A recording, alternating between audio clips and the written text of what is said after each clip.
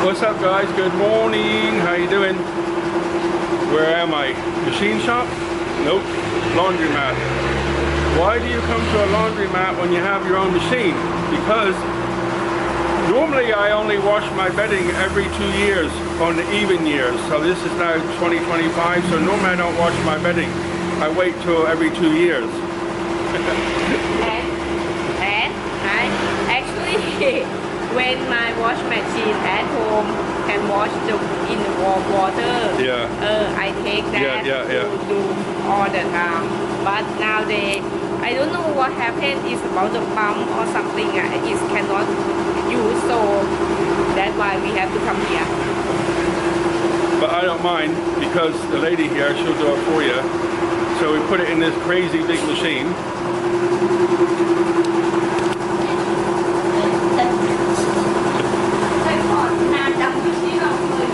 So I put it in here. I stripped my whole bed, lining, everything. So everything I could wash in my own washer I did, but this thing's too big for my washer. And this is a 17 kilos, and you can put it on warm. So let it wash in there.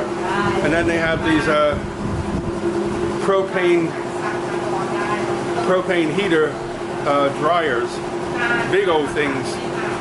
So, like I said, every 2 years I wash my bedding. Normally I do it on 2024, 2026, but this year it's 2025. I thought, you know, splurge a little bit. Anyway, this morning I went to go to my washing machine. Welcome to Thailand. And there's normally lizard poop in it because I close it, I put a blanket, or it's like some kind of synthetic material over it, and then I have two old, like, small carpets I put on, and then a piece of wood, so that the wind can't blow it off, all to keep the lizards out. So I normally expect to see lizards in there, or lizard poop, but there wasn't any, but there was a big handful of the small lizard eggshell that come out of an egg. It was like a small coffee cup full. I'm like, what's going on? So I cleaned all that up, opened the tray to put the soap in, and what happens?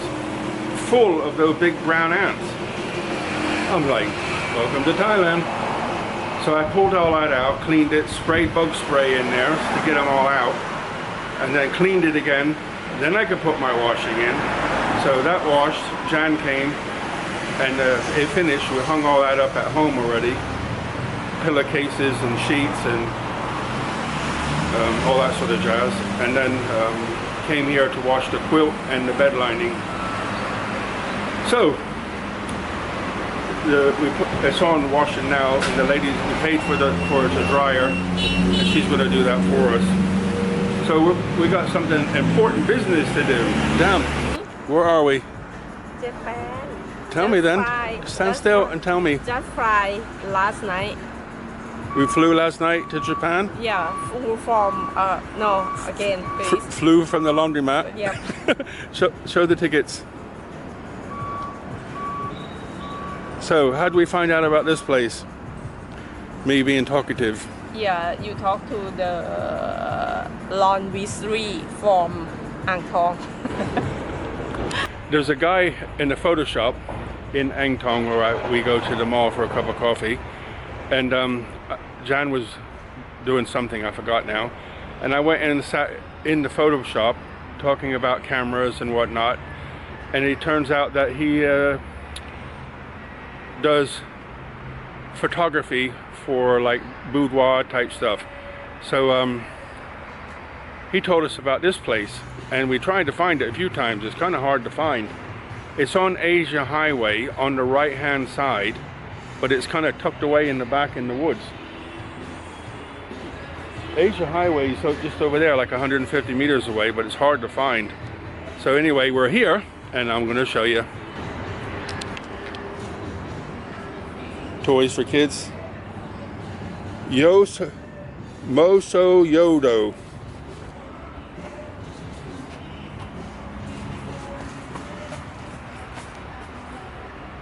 Oh, Jan's in Japan. Look, I just realized what she's doing. bus stop in Japan.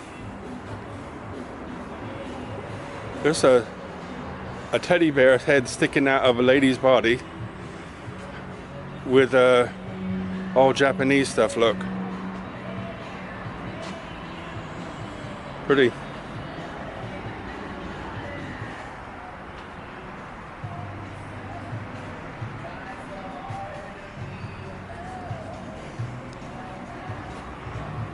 What are you doing, John?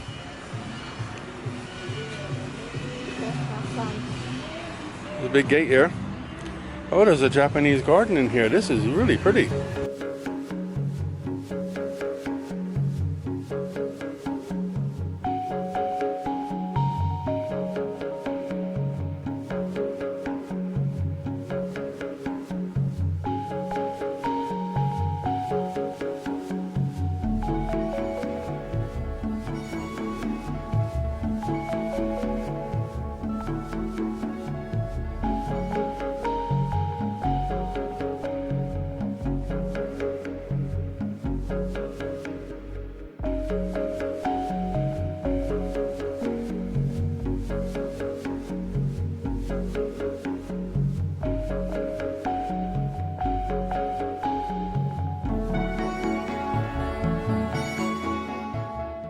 What's up, guys? It's a beautiful little place here. It's I don't know if it's privately owned or owned by somebody bigger, like part of Japanese culture thing or something, because in Ayutthaya, they call it Moso Yodo or Yodai or something, and Yodai was a name or nickname or real name of Ayutthaya way back when. I don't know if that's in Japanese or what, but there is a Japanese village that we nearly went to, and after this we will go. But when we went there, actually in the parking, but 3 school buses came and loads of screaming kids got off, so I thought no point in trying to record something gentle and calm with 3 buses full of kids running around. So we left and said we'll go back another day. But there's a lot of you know, Japanese kind of culture. There's a guy I watch on YouTube, Instagram, or a couple people. They record like almost like in the dark, in the rain, at a shrine called something like the Rain Shrine or something. And the music they use, it's like spiritual moment kind of thing. It's hard to interpret, but you know, we're trying to use words to explain something that's like deep inside. So you know, there's a culture of everything's fast and furious, you know, just do that way, Starbucks, and you stuff it in your face. I'm on the other end of the scale. And inside the cafeteria is really nice, and somebody ordered this thing. It was like a Japanese village with a drink and a cake and some other stuff in it. And this guy, he's like a food artist. Amazing. I got some on a short, so if you look at my shorts later, you'll see it. Amazing. Beautiful artwork and food. Jan got some, I just got coffee, but Jan got mocha green tea. And the way I watched him do it, I didn't realize it was for Jan. And the taste is completely different than anything I've tasted before. So, but they've never been to Japan, but they're doing it the Japanese way. Anyway, the culture I like a lot. And this place is nice. And the Japanese, those 2 girls, Japanese, they're Thai girls in Japanese outfit, and they can speak Japanese. They're only 15, but I didn't know. But Jan asked Mom, and the Mom said okay, and the girls were happy, so I gave them a little something to say thanks. And but it's so hot, it's uncomfortable to be out here too long. And the same with photography and creativity and everything else. It's like you have this plan when you're in the cool, and you come outside and get whacked by the heat. Everything gets compressed, and that'll do. So it's hard to be really creative. You know, I see stuff and I think I get my big camera, the Canon, and a nice lens and all this stuff out and take a picture of this, and then when the heat gets you, creativity goes out the window.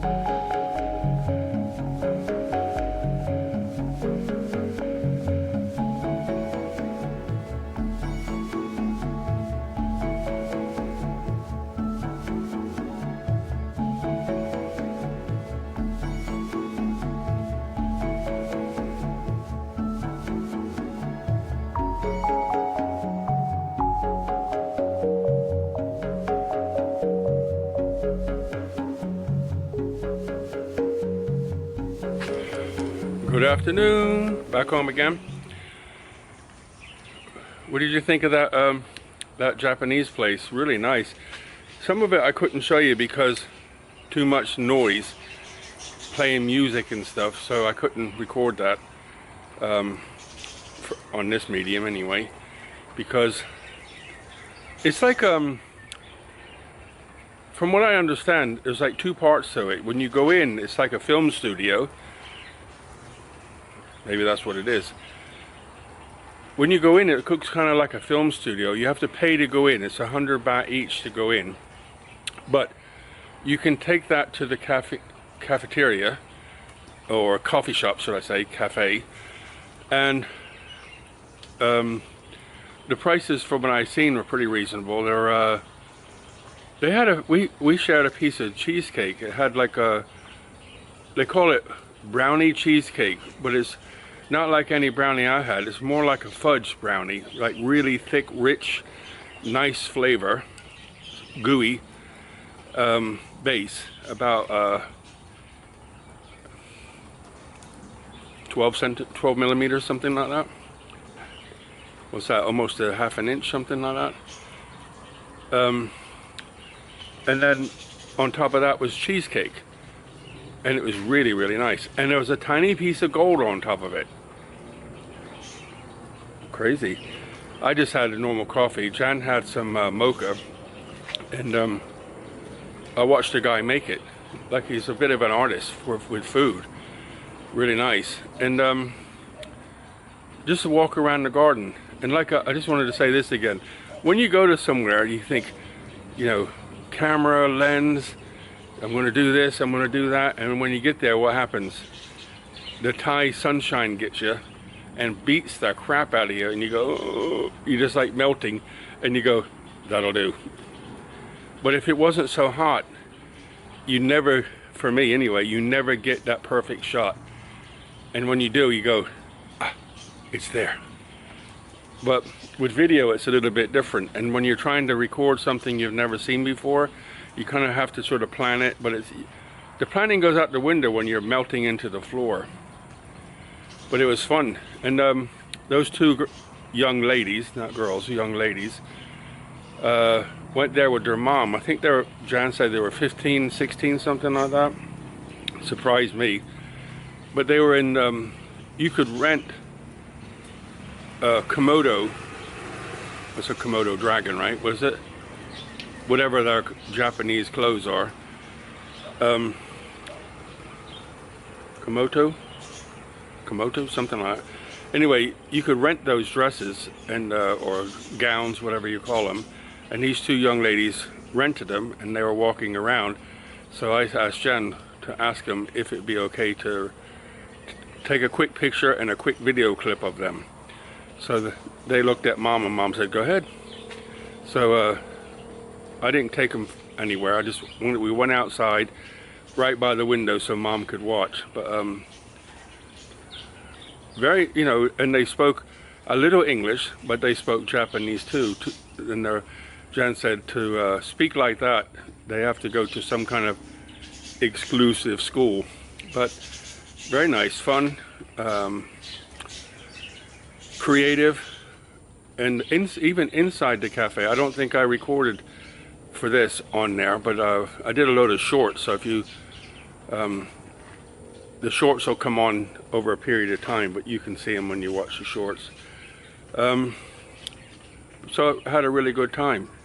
I got back here. After we left that, we went back into town and got my quilt and bed cover.